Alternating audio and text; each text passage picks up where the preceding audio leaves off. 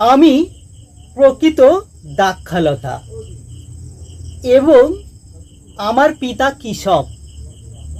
আমাতে শীত যে কোনো শাখায় ফল না ধরে তাহা তিনি কাটিয়া ফেলিয়া দেন, এবং যে কোনো শাখায় ফল ধরে তাহা পরিষ্কার করেন, যেন তাহাতে আরো অধিক ফল ধরে।